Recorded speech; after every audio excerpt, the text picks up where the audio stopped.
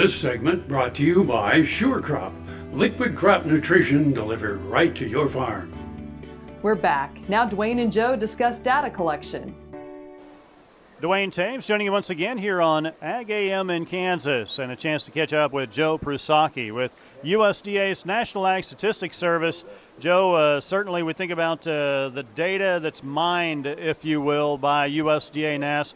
Extremely important, and not only for the folks on the outside of agriculture, but those within agriculture as well. That's very true, because the data, our tools, are part of the decision-making process. The more data you have, the better decisions someone can make. We think about the way that has come about. A lot of folks are concerned always about confidentiality and privacy of their data, if you will. One thing about it, when you work with a USDA NASS survey, you can feel comfortable that that information will never ever be turned loose with an individual specific name attached to it. That's a very true statement, because all the individuals in the organization, we are very well schooled on confidentiality. Confidentiality is the lifeblood of what we do, because that maintains that person's data cannot be shared with anyone. And we basically, when it comes to data processing, we separate the names and addresses of individuals from the data itself. So there's really no disconnect, and it's all on secure servers. Talk to us a little bit, Joe, about upcoming survey and why it's important that folks take the time to fill it out to the best of their ability.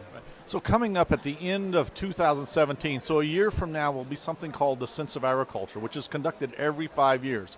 This project will send out approximately 3 million questionnaires to farmers, ranchers, growers across the United States.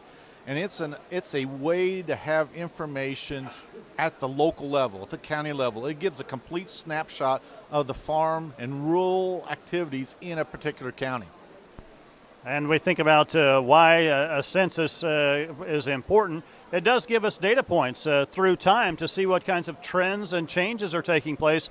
That allows lawmakers and others to tailor programs then to fit the needs of rural America. Exactly, and it's not only farmers, like you said, but it tailors the needs to all of rural America. Because in certain parts of the country, as you know, there are, I would say, it's like small type operations that are popping up around city centers. And I don't know if you call them hobby farmers, part-time farmers, or what, but census data like that we talked about provides retailers and such information or a trend. Hey, is there a need for some sort of extra services to be provided at a particular county or a locality? Final thoughts from USDA NASS for individuals? Yeah, the final thoughts that I would like to share with anybody. I want to thank everyone that takes the time to fill out those questionnaires that we sent out, USDA NASS, or one of our telephone numbers to call you up. Because who could provide the best information about what's going on a particular individual's operation? It's the producer themselves. It's not a satellite flying over above us. It's that producer on the ground that knows what's going on in their place. Our thanks to Joe Prusucki with USDA NASS joining us on Ag AM in Kansas. Jamie, we'll send it back to you. Thanks, Duane. Come back after the break for this week's Kansas Farm Bureau update.